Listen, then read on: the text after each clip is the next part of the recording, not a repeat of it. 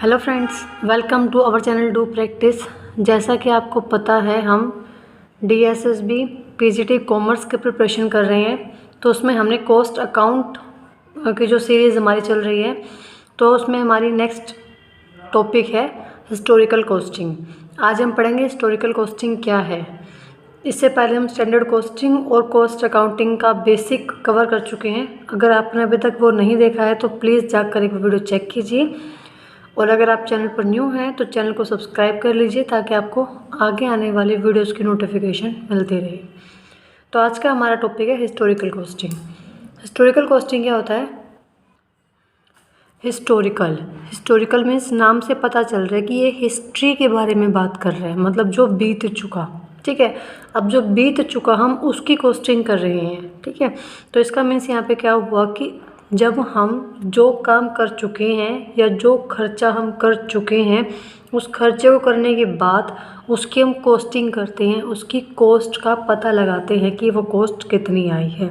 Simple सा meaning था इसका कि जब आप उस पे पहले खर्चा कर देते हैं, उस खर्चे को करने के बाद आप उसकी कॉस्ट का पता लगाते हैं कि उसकी कॉस्ट कितनी आई है।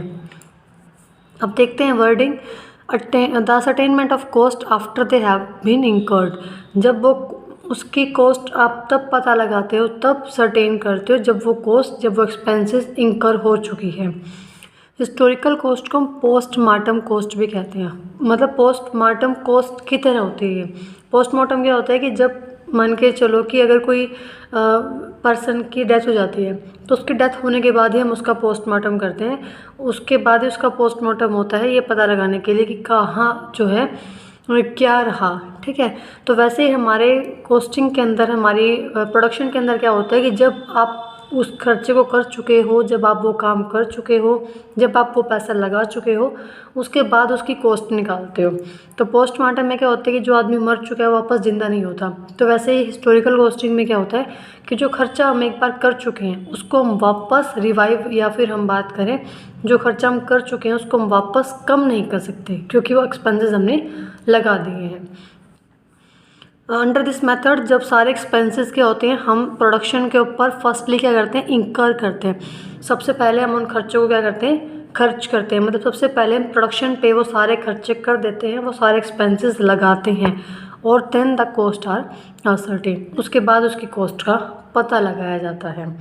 ठीक, तो बिल्कुल सिंपल सा मीनिंग है। अगर हम एग्जांपल के तौर पे बात करें तो फॉर एग्जांपल अगर हमने मान के चलो एक व्हीकल परचेज़ किया है अपनी कंपनी के लिए।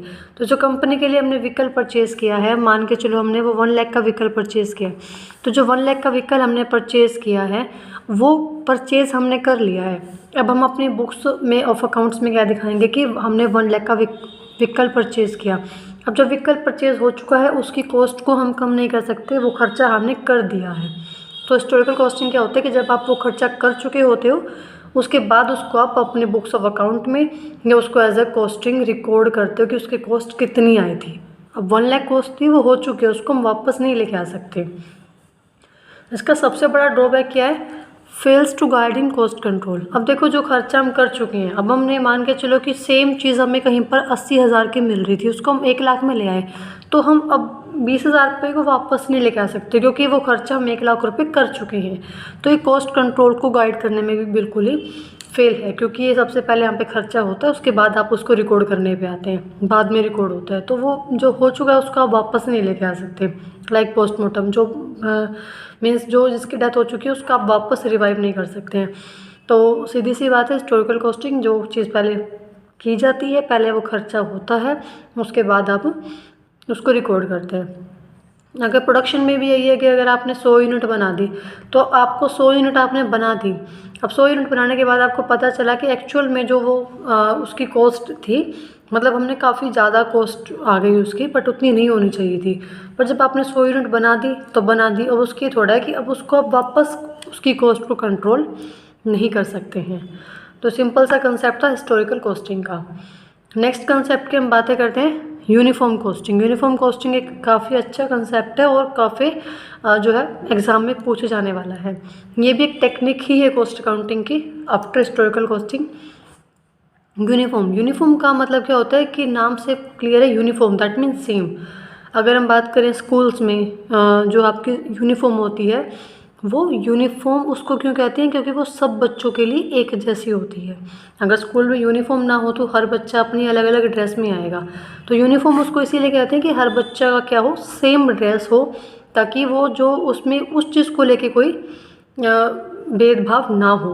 ठीक है, तो uniform costing, uniform that mean same same होना, कॉस्टिंग मतलब कि सेम कॉस्टिंग होना। ठीक है, तो इसमें क्या होता है, यूनिफॉर्म कॉस्टिंग के अंदर जो अलग अलग फॉर्म्स हैं, जो अलग अलग सेम इंडस्ट्रीज़ के अंदर जो अलग अलग फॉर्म हैं, वो सेम कॉस्टिंग अप्लाई करती हैं। मतलब उनका जो प्रिंसिपल्स का जो होते हैं, जो उनके रूल्स होते हैं, उनका जो कॉस्टिंग करने का मेथड होता है, वो सब क्या होता है, सेम होता है। Uniform costing that mean simply mean कि जब अलग अलग form, that mean A form है, एक बी फॉर्म है, सी फॉर्म है, तीनों ही मिलके सेम कॉस्टिंग अपना रही है कि हमें तो वो चीज़ 10 रुपये में ही बनानी है। ठीक है, तो यूनिफॉर्म कॉस्टिंग का मतलब क्या होगा कि जब हर एक चीज़ मिलके क्या करती है, सेम कॉस्टिंग को फॉलो करती है। When several similar undertakings join together to adopt a common approach to costing problem, जब अलग अलग सिमिलर जो फॉर्म होती हैं वो क्या करती हैं, एक साथ आके कॉमन अप्रोच को अडोप्ट करती हैं, ताकि जो उनकी कॉस्टिंग प्रॉब्लम है उसको सोल्व किया जा सके। वो अडोप्ट करते हैं same method of costing, same उनका टाइप कि किस तरीके से हमें डेप्रिसिएशन चार्ज करना है, by written down value method और बाय स्ट्रेट लाइन मेथड हमें किस तरीके से डेप्रिसिएशन चार्ज करना है, वो भी उनका सेम रहता है। सेम प्रिंसिपल्स वो फॉलो करते हैं। मान के चलो कि अगर कोई गोइंग कंसर्न प्रिंसिपल फॉलो करे तो वही करेगा, कोई जो है हमारा अक्रूवल फॉलो कर रहा है, कोई मैचिंग फॉलो कर रहा है, तो जो फॉर्म्स होंगे वो क्या करेंगे, सेम प्रिंसिपल्स फॉलो करेंगी और सेम सेट ऑफ बुक्स, और उनका सेम सेट ऑफ बुक्स रहेगा। इसका एक बेनिफिट ये है कि अगर मान के चलो कि सब सेम होंगे तो ईजिली रहता है in order to compare the performance of one with the other. तो हम एक कंपनी की एक फर्म की परफॉर्मेंस को हम दूसरी फर्म के साथ कंपेयर कर सकते हैं। जैसे अब ए है, वो भी 10 रुपीज़ में सामान बना रही है, बी फर्म भी 10 रुपीज़ में सामान बना रही है, तो एट द एंड हमें ये पता रहेगा कि जो उन दोनों का कंपैरिजन हो सकता है कि आपने कितना, मतलब कहाँ पर किसको कौन सी फर्म अच्छा परफॉर्म करे, कौन सी फर्म अच्छा परफॉर्म नहीं कर रही है। ठीक है, जैसे कि यूनिफॉर्म अगर हम स्कूल्स की बात करें तो स्कूल्स में क्या रहता है कि सेम यूनिफॉर्म हो गई और सबको सेम टीचर ही पढ़ाते हैं। ठीक है, सेम उनके पास हर फैसिलिटीज़ स्कूल की साइड से सेम ही होती है। तो एट द एंड जब रिज़ल्ट आता है तो वो कंपेयर करते हैं कि किस बच्चे के जो मार्क्स है वो अच्छे हैं, किस बच्चे के मार्क्स अच्छे नहीं हैं, क्योंकि सबको सेम टाइप से ही सेम तरीके से पढ़ाया गया है, सबके लिए सेम रूल्स थे, सबके लिए सब कुछ स्टडी सेम थी, उनके लिए बुक सेम थी। तो एट द एंड क्या रिज़ल्ट रहता है, तो वो कंपेयर करने में काफ़ी हेल्प मिलती है। तो यूनिफॉर्म कॉस्टिंग का सबसे बड़ा जो बेनिफिट है वो यही है कि जो उनको कंपेयर करने में हेल्प मिलती है, क्योंकि वो सेम प्रिंसिपल्स, उनके सेम जो उनके रूल्स होते हैं वो बनाने का सेम रहता है। अब बात करते हैं कि कौन कौन सी जो फर्म्स हैं या इंडस्ट्रीज़ हैं वो यूनिफॉर्म कॉस्टिंग को फॉलो करती हैं। ज़्यादातर वो फॉलोज करती हैं जो पब्लिक यूटिलिटीज़ जो होती है, पब्लिक यूटिलिटीज़ उनके अंदर जो पब्लिक यूटिलिटी इंडस्ट्रीज़ होती है वो ज़्यादा फॉलो करती है यूनिफॉर्म कॉस्टिंग को। फॉर एग्जांपल अगर हम बात करें कॉटन है, ट्रांसपोर्टेशन है, एजुकेशन है, तो यहाँ पर क्या होती है, सब जगह सेम ही जो कॉस्टिंग है वो फॉलो होती है। मतलब हर जगह इनकी सेम कॉस्ट को ही फॉलो करते हैं। और इनका जो at the end financial report रहता है वो भी क्या रहता है, सेम। मतलब क्योंकि सबकी जो है सेम तरीके से बनाते हैं तो उनका एट द एंड P&L भी हम इजीली कंपेयर कर सकते हैं। इसके फ़ायदे क्या हैं, फर्स्ट वर्ड कंपटीशन। अब A B C में वो अलग अलग प्राइस पे तो बेच नहीं रहे कि A कह रहा है मैं 9 में बेचूंगा, B कह रहा है मैं 10 में बेचूंगा, दोनों ही सेम प्राइस पे सामान को सेल कर रहे हैं, तो मार्केट में कंपटीशन होगा ही नहीं। जहाँ चाहे बायर वहाँ जाके सामान परचेज कर सकता है, क्योंकि सबके पास सेम ही है। कॉस्ट कंट्रोल होगा, वेरी सिंपल। अब यूनिफॉर्म कॉस्टिंग में क्या होगा कि मान के चलो अब अगर A वो सामान मान के चलो 11 में बनाता और B वो सामान 10 में बनाता, तो अब अगर सेम यूनिफॉर्म होगा उनके लिए सेम कॉस्ट होगा, तो अब यहाँ पर A फॉर्म को कॉस्ट कंट्रोल करने में हेल्प मिलेगी, क्योंकि उसको पता है कि वही सेम चीज़ B 10 में बना रहा है। तो कॉस्ट कंट्रोल मतलब कि यूनिफॉर्म कॉस्टिंग आपके लिए एक टाइप से स्टैंडर्ड कॉस्ट फिक्स कर देती है कि आपको इतने ही कॉस्ट पे वो सामान बनाना है, ताकि जो दूसरी फॉर्म है जो हाई प्राइस पे या हम बात करें हाई कॉस्ट पे सामान बना रही थी, उसको कंट्रोल करने में हेल्प मिले। Third one is cost comparison very easily. जैसे ए और बी ने अब कॉस्ट कंपेयर करके ए को काफ़ी हेल्प मिली कि वो अपना कॉस्ट को कम कर सकता है, क्योंकि उसको पता है कि बी भी सेम सामान बना रही है, तो कहीं ना कहीं ए कुछ ना कुछ मिस्टेक कर रहा है, चाहे वो वेस्टेज में हो या फिर लेबर में हो, कहीं ना कहीं कुछ ना कुछ गलती हो रही है, तो वहाँ पर कॉस्ट ईजिली कंपेयर होता है।